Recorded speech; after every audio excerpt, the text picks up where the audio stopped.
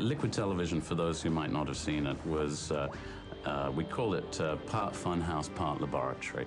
And the concept was to do a show that had certain pieces that would appear in every episode and some that would appear from time to time as kind of occasional ideas.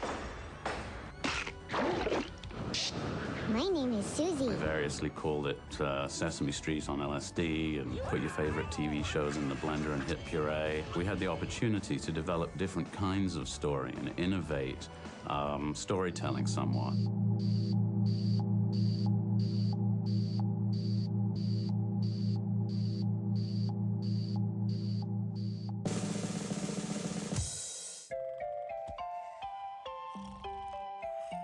I was actually working on Rugrats for Nickelodeon, and I was feeling very frustrated about having characters that were very limited in what they could do and things that they could say.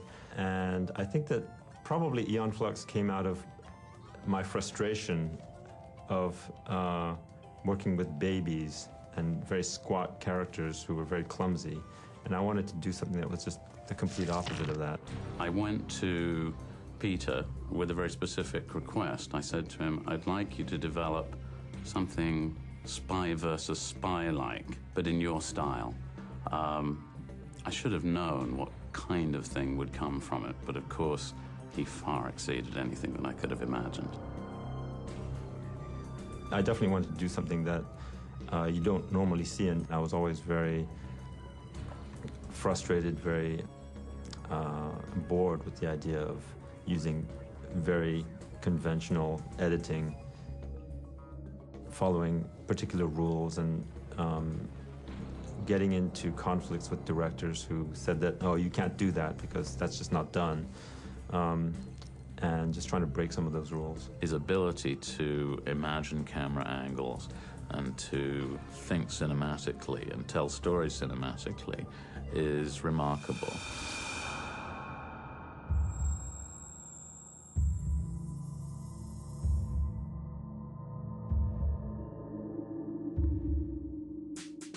We sold it to MTV based on one image, really. Aeon standing, I think, on a great mountain of corpses, just firing her gun off into the distance. She looked so cool, and the implication of the image was so strong that instantly they wanted to get on board with it. The way she's dressed, the way she looks, the way she moves, all of that was tailored to kind of seduce the viewer and get them to keep watching, even though they may not understand exactly at every moment what was happening.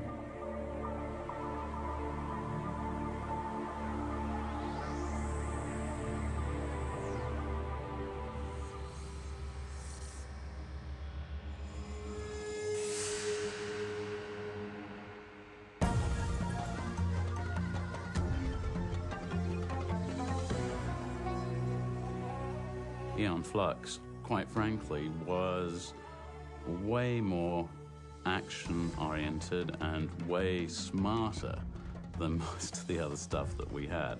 The idea was to present a lot of action which was offered without any explanation. The film actually begins right in the middle, or actually towards the end of her mission, and so you're in a position of having to figure out what's happening as it happens, and also try to figure out what happened before the film had begun. And that was a strategy to try to get viewers to watch them repeatedly, because I knew that on MTV they were going to be run repeatedly.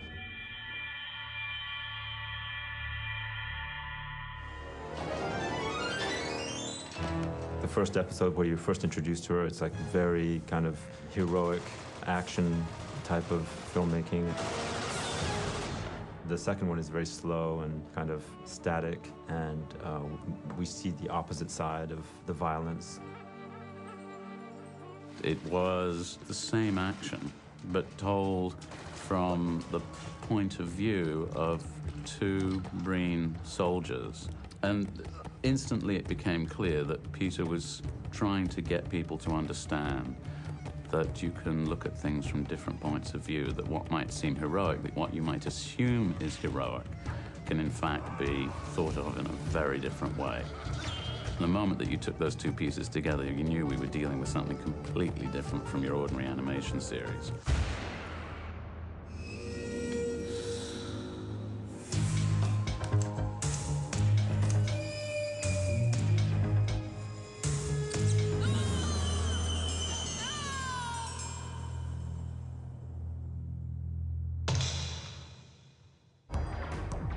I wanted her to die at the end of the pilot, just because I thought it would be a subversive thing to do. And the point of the pilot episode was to show how futile her whole mission was to begin with. And not only did she die, but she actually fails to accomplish anything, really.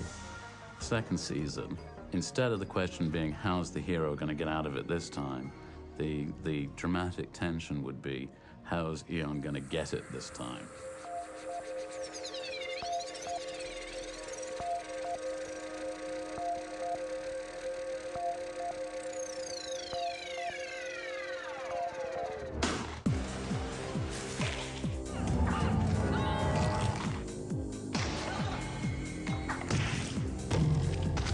I decided that was going to be her thing. She was going to die in every episode.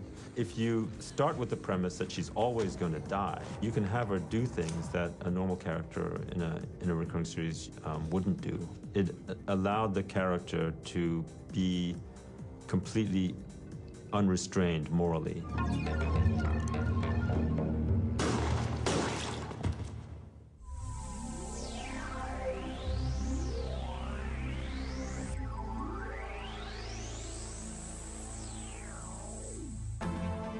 Given the audience that developed around liquid television that showed there was an interest for unusual animation styles and content out there, we were doing other things at the time that explored similar kinds of esoteric type properties. Sam Keith, The Max. And I'm in.